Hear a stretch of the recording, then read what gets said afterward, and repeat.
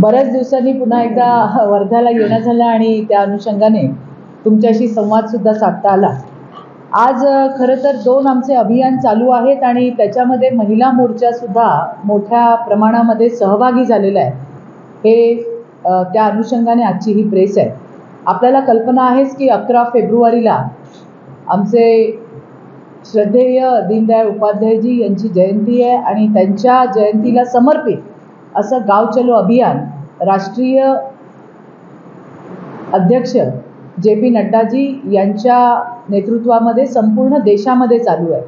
कालच आमचे नेते देवेंद्रजी आणि आमचे प्रदेश अध्यक्ष बावनकुळेजी हे सुद्धा काही गावांमध्ये त्या ठिकाणी मुक्कामी होते। याच पद्धतीने आमचे गपाटजी होते, आमची वैशाली होती, आमचे आमदार साहेबही होती, अर्चनाही होते आणि आम्ही सगळेच जण, मी सुद्धा 10 तारखेला गोंदियामधल्या करुटुला गाव जे आहे आमगाव तालुक्यामध्ये त्या ठिकाणी गाव चलो अभियानामध्ये सहभागी होणार आहे। मोदी सरकारने ज्या काही उपलब्धी सर्वसामान्य जनतेसाठी दिल्या आहेत त्या घेऊन संपूर्ण गावागावामध्ये त्याचा प्रचार आणि प्रसार करायचं काम हे भारतीय जनता पार्टीच्या माध्यमातून होतंय।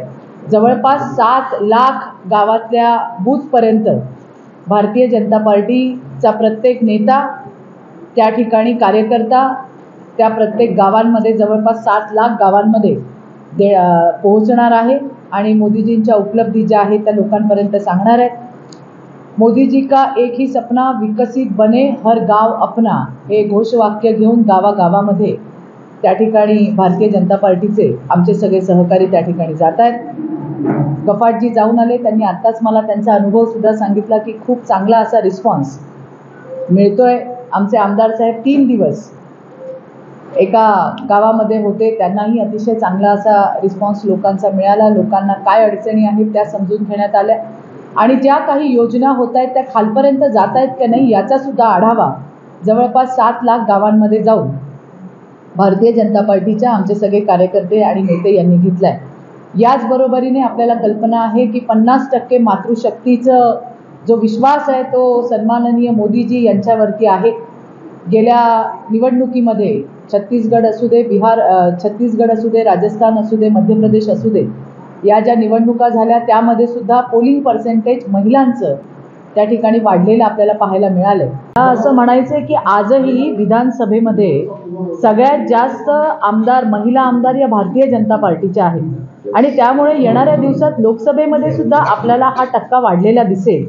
पण एक महिला म्हणून मला सुद्धा असं वाटतं की महिलांनीही आपलं एक ज्याला म्हणतो इलेक्टिव्ह मेरिट जे आहे, इलेक्टिव्ह मेरिट आपलंही वाढवायला हवं, कॅलिबर वाढवायला हवं। फक्त महिला आहे म्हणून तिकीट देऊ नका, तर ती निवडून येण्याची कपॅसिटी सुद्धा आमची आता त्या ठिकाणी वाढली पाहिजे। कारण ज्या पद्धतीने आम्हाला सत्तेमध्ये आता हिस्सा मिळतोय, जसं आता तुम्ही बघितलं स्थानिक स्वराज्य संस्थेमध्ये आम्ही 50% मध्ये आहोत, आता येणाऱ्या दिवसात तर आम्हाला मोदी साहेबांनी 33% आरक्षण दिलंय।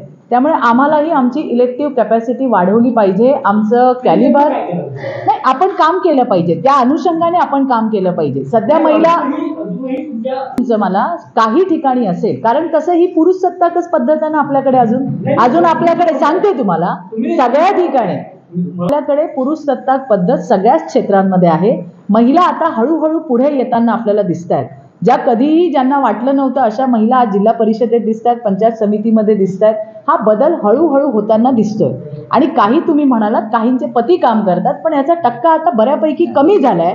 हे सुद्धा आम्ही पाहत असतो की ज्या वेळेला एखादी महिला, आम्ही तिला विचारत असतो बजेट किती आहे नाही आहे। मी संपूर्ण महाराष्ट्रामध्ये फिरत असते आणि महाराष्ट्रामध्ये फिरत असताना ज्या निवडून आलेल्या महिला आहेत त्या नक्की काय काम करतायत हे आम्ही त्या ठिकाणी पाहत असतो आणि त्यामुळे माझ्या माहितीप्रमाणे आता बऱ्यापैकी हा टक्का कमी झालाय। महिलांना स्वतःचे हक्क आणि अधिकार समजायला लागले आणि म्हणून मला असं वाटतं की राजकारणाकडे आपण एक सिरियस प्रोफेशन म्हणून पाहणं फार गरजेचं आहे। सिरियसली काम करणं गरजेचं आहे। विषय मांडणं, विषयाची मांडणी करणं, ती सरकार दरबारी जाऊन सोडवून घेणं, याच्यामध्ये आपल्या महिलांनी आता पुढाकार घेतला पाहिजे।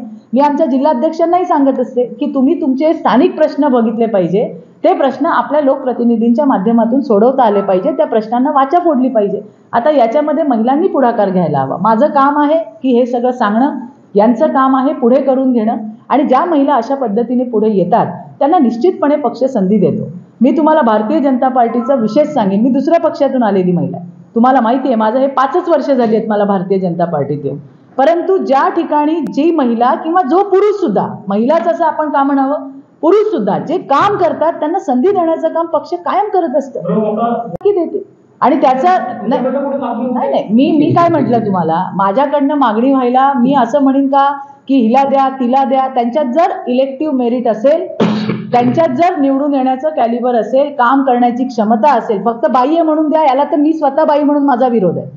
मलाही जर काही करायचं असेल तर मला माझं कॅलिबर वाढवायला पाहिजे, मला त्या ठिकाणी अभ्यास करायला पाहिजे. हा काय म्हणजे आपण म्हणतो पार्ट टाइमचा खेळ नाहीये, याला सिरियसली होऊन खेळ आहे. कारण हा लोकांशी निगडीत प्रश्न आहेत हे सगळे, आणि महिला 50% त्यांचे प्रश्न पण तितकेच अधिक आहेत. म्हणून मी माझ्या कॅडरला नेहमी हे सांगत असते की तुम्हाला या प्रश्नांची जाण असली पाहिजे, तो विषय मांडण्याची कपॅसिटी तुमच्यात असली पाहिजे आणि ते प्रश्न तडीला नेले पाहिजे. आणि त्यामुळे ज्या ज्या महिलांमध्ये असेल, सुनीलजी आहेत जिल्ह्याचे अध्यक्ष, शेवटी मालक चालक संचालक ते आहेत जिल्ह्याचे, ते निश्चितपणे ठरवतील. माझ्यापेक्षा जास्त त्यांना माहिती आहे की कोण काय काम करतंय कोण नाही करत आहे. तुमच्याकडे जिल्हा परिषदेला एक महिलाच होती ना अध्यक्ष, सारिका होती ना, सरिता गाखरे होती ना. की मोठ्या ताई एकाच बाजूने विचार करतात, जो काही त्या ठिकाणी निर्णय दिलेला आहे तो त्या ठिकाणी काही गोष्टी, काही त्याच्या कॅटेगरीज असतील त्याचं प्रमाण मानून त्या ठिकाणी जो काही निवडणूक आयोगाचा जो निर्णय आहे तो त्या ठिकाणी दिण्यात आलेला आहे. आता त्याच्यामध्ये सुद्धा की हे बरोबर नाही किंवा आमच्यावर अन्याय झालाय किंवा लोकशाहीचा गळा दाबलाय का गळा घोटलाय, असं बरंच काय काय काय काय त्या म्हणत असतात. तर ते ठीक आहे, पण जे झाले ते नियमानुसार झाले आणि ते सुप्रीम कोर्टात जाणार असंही त्यांनी म्हटलंय. तर त्यांनी जावं पुढे, कुठे दाद मागावी, आणि आपल्याला तो अधिकार दिलेला आहे की आपल्याला इथे नाही पटलं तर आपण वर जातो. त्या पद्धतीने ते सुद्धा पुढच्या कोर्टामध्ये जाणार आहे. पण मला असं वाटतंय की मी तर याच दौऱ्यांमध्ये होते, मी जे काही वाचलं, जे काही पाहिलं, आणि मला वाटतं याच्यावरती उपमुख्यमंत्री आणि आमचे नेते देवेंद्रजींनी अतिशय सविस्तर अशी प्रतिक्रिया दिली आहे. त्यामुळे त्यांनी तुम्हाला फार चांगल्या पद्धतीने समजवलंय की कशाच्या आधारावरती हे चिन्ह किंवा काय नाव आहे ते अजितदादांना देण्यात आलं, तर त्या पद्धतीनेच दिलेलं आहे. आज शक्ती सन्मान कार्यक्रम होतोय आणि त्याच्यानंतर शक्तीवंदन 15 ते 25 हे 10 दिवस आम्हाला दिलेले आहे. या 10 दिवसामध्ये एखादी तारीख फिक्स होईल आणि त्या पद्धतीने प्रत्येक मतदारसंघामध्ये विधानसभेमध्ये सुनीलजी गफाट आम्हाला तारखा कळवतील की कुठल्या विधानसभेमध्ये कुठल्या तारखेला घ्यायचं आहे. तर 15 ते 25च्या स्पॅनमध्ये हे कार्यक्रम होतील. असं वाटतं की माझं आता गावचलो अभियान मी 10 तारखेला जाणार आहे करुटोला गावामध्ये. सुनील भाऊ त्याच्यावरती आपल्याला सविस्तर सांगतील. आणि त्याचबरोबरीने मी हिंगणी गाव घेतलं, तुम्हाला सांगितलं त्या दिवशी आपली बैठक झाली. हिंगणी गावामध्ये एक धामणगाव म्हणून एक कटकरा म्हणजे दुसरं लागून त्या गावामध्येच आहे. तिथे गेलो असताना 9 वाजता इथली लाईन नव्हती. मी जेव्हा गेलो तेव्हा अनेक भागामध्ये असं आहे की अजून लाईन नाही आहे. त्याच्यामुळेच आता मोदीजींनी नवीन योजना लॉन्च केली त्या दिवशी की प्रत्येक घरावरती सोलरच्या माध्यमातून, कारण आपल्या इथं अजून जेवढं पाहिजे पॉवर तेवढं जनरेट होत नाही, त्याच्यावर मार्ग काढण्याकरता, सस्टेनेबल करण्याकरता प्रत्येक घराकरिता त्यांनी सोलर सिस्टमचा योजना त्या ठिकाणी लॉन्च केलेली आहे. तर हे अजून आपल्याला अंमलबजावणी ही अडचण लक्षात आली.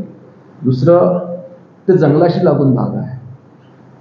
अनेक वेळा असं होतं की वन्य प्राणी हल्ले करतात, नुसतं शेतकऱ्यावर नाही करतात, त्याचे प्राणी देखील म्हणजे गाय असेल, म्हैस असेल, बकरी असेल याच्यावर यांचा मोबदला तातडीनं त्या ठिकाणी वनविभागाकडून देण्यात यावा, याच्या संदर्भात वनविभागाकडे पाठपुरावा करणार आहोत.